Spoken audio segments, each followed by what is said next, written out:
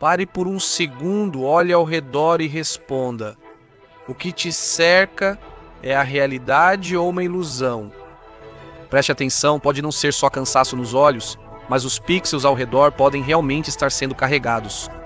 É impressionante, mas até mesmo Pitágoras, Platão e Aristóteles acreditavam que apenas ideias e números eram materiais, e o resto eram apenas sombras ilusórias.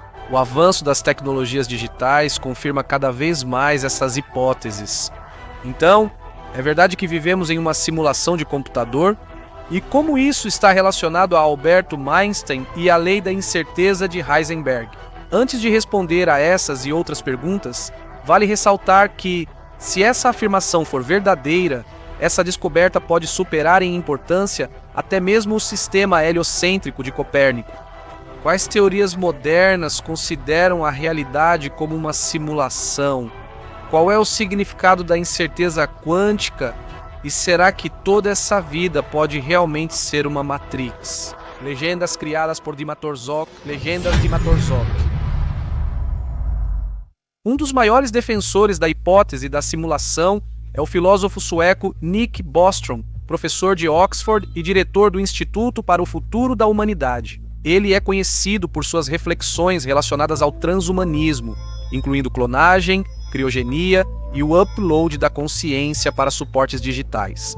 Nick Bostrom conta com total concordância de Elon Musk, um atual defensor da hipótese da matriz. Além disso, ele já admitiu várias vezes que ficaria feliz se isso fosse verdade. Se você assistiu ao filme Matrix, lançado em 1999, então tem uma ideia do que estamos falando.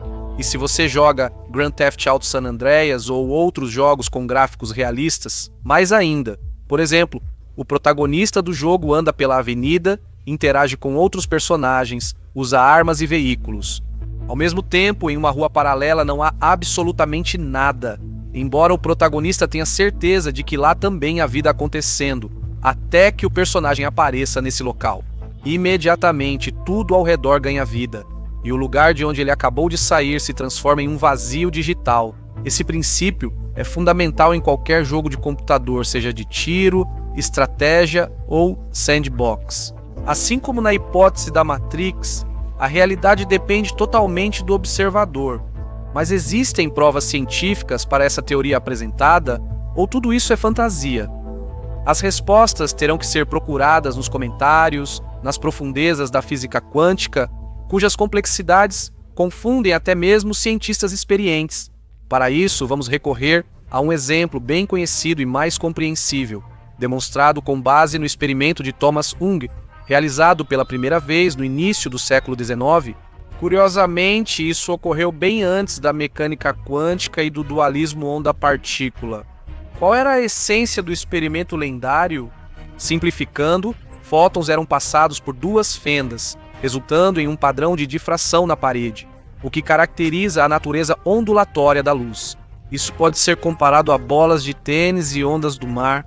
As primeiras, ao passarem pelas fendas, deixarão duas faixas nítidas na parede, como se espera de partículas, enquanto as segundas deixarão marcas de interferência alternadas das ondas que se propagam.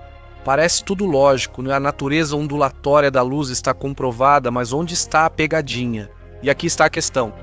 Assim que detectores eram instalados perto das fendas, ou seja, quando imaginavam observadores, os fótons imediatamente começavam a apresentar características de partículas. Experimentos semelhantes foram realizados com elétrons, nêutrons, prótons, mas o resultado continuava o mesmo. Toda a matéria no universo tem natureza dual, de partícula e onda, cujas características dependem bastante do observador, assim como nos mundos virtuais de computador. E aqui está o segundo exemplo claro. Você já ouviu falar do fenômeno do emaranhamento quântico? A ideia é que um elétron é colocado longe do outro e, na ausência de um observador externo, eles estão em superposição, ou seja, possuem simultaneamente ambas as características principais. Mas assim que o primeiro elétron do par emaranhado, sob o olhar atento do observador, começa a girar, digamos, para a direita, o segundo instantaneamente começa a girar na direção oposta. Isso acontece mesmo se um elétron for deixado na Terra e o outro colocado em Netuno ou no suposto ponto de singularidade do Big Bang. Acontece que a informação entre os objetos é transmitida instantaneamente, ou seja, muito mais rápido que a velocidade da luz, mas será que algo pode se mover mais rápido? Isso contradiz grosseiramente todas as leis conhecidas atualmente. Albert Einstein, porém, não achava isso estranho. Ele acreditava que, quando o átomo de algum elemento emite 2 elétrons, eles já contêm informações sobre os futuros spins ou rotações. Anos depois, John Bell provou que as características dos elétrons são totalmente aleatórias e dependem do observador. Quais conclusões em relação à hipótese da matriz podemos tirar dessas informações? Elas são bastante óbvias. Na realidade física, muitas coisas parecem impossíveis, mas se as substituirmos por uma simulação de computador, então tudo faz sentido. O processador controla o comportamento e as características de todos os pixels, não importa a distância em que estejam, e para isso ele não precisa de tempo, tudo acontece instantaneamente. O que é isso senão uma matriz? A hipótese da simulação computacional concilia com sucesso a física clássica e a quântica, evitando paradoxos. Tudo é lógico, equilibrado e regular. Além disso, a falta de especificidade nas características dos elétrons, ou seja, a presença de superposição, pode ser intencional, criada para economizar recursos, já que até mesmo os computadores mais potentes têm recursos limitados. Claro, se observarmos a história do desenvolvimento da cibernética, fica claro o quão rapidamente nossas máquinas inteligentes estão evoluindo. Mas, considerando as proporções universais da matriz, tudo tem seus limites. Assim, optou-se pela alternativa mais simples, baseada no efeito do observador. O cálculo das características necessárias, principalmente de objetos pequenos, só é feito quando alguém se interessa por eles. Isso pode ser comparado ao carregamento tardio de detalhes insignificantes em jogos de computador, quando o conceito geral já está claro, mas os detalhes ainda estão sendo carregados. A humanidade já consegue criar mundos virtuais muito parecidos com a realidade, e no futuro tudo será ainda mais realista. E quem sabe, talvez a gente acabe vivendo em uma simulação, embora talvez, neste exato momento, a humanidade esteja participando do projeto de alguém sem nem sequer suspeitar disso. O futurólogo Medvedev, ao discutir em seu artigo as ousadas suposições de Nick Bostrom, menciona termos relacionados à hipótese da matriz como metaverso, que inclui tanto mundos reais quanto virtuais. Aliás, o próprio Bostrom considerava não apenas a simulação realizada por supercomputadores, mas também aquela demonstrada na trilogia Matrix, ou seja, uma realidade artificial gerada durante o sono. Quais conclusões podem ser tiradas após a análise das informações acima? Não é impossível que, neste exato momento, nós estejamos participando de um projeto virtual global, aprimorando nossas habilidades diariamente, tentando farmar o máximo de loot possível e conquistar uma conquista por completar uma missão. Isso é impensável, muitos dirão, e talvez estejam errados. Reflita. Uma célula cerebral é um objeto físico como qualquer outro, com características específicas. E assim que entendermos como isso funciona, poderemos literalmente criar versões eletrônicas de personalidades únicas e carregá-las em mídias digitais. E essas pessoas poderão viver em cópias de cidades reais. Mas será que ninguém mais tentou refutar a influência do observador sobre os objetos? A tentativa mais significativa de fazer isso foi feita por Werner Karl Heisenberg em 1927.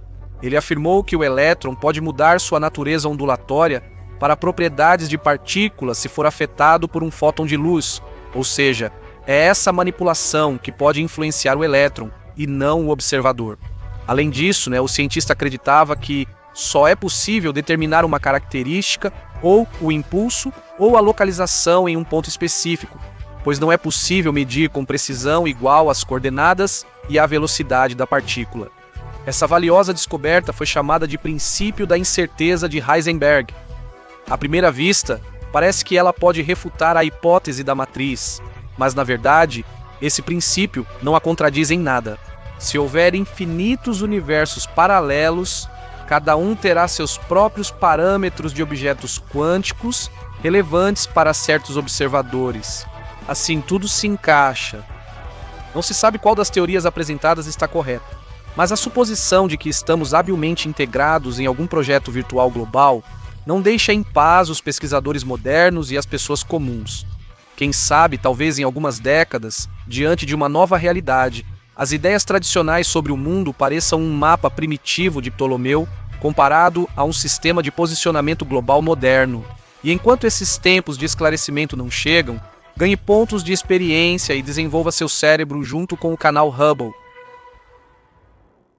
Quem sabe quão selvagens e distantes da verdade seriam nossas ideias sobre o espaço próximo se não fossem esses incansáveis trabalhadores. Por isso, em respeito aos méritos deles, não se esqueça de curtir, se inscrever e compartilhar o vídeo com os amigos. Ainda temos muitos episódios novos e igualmente interessantes pela frente.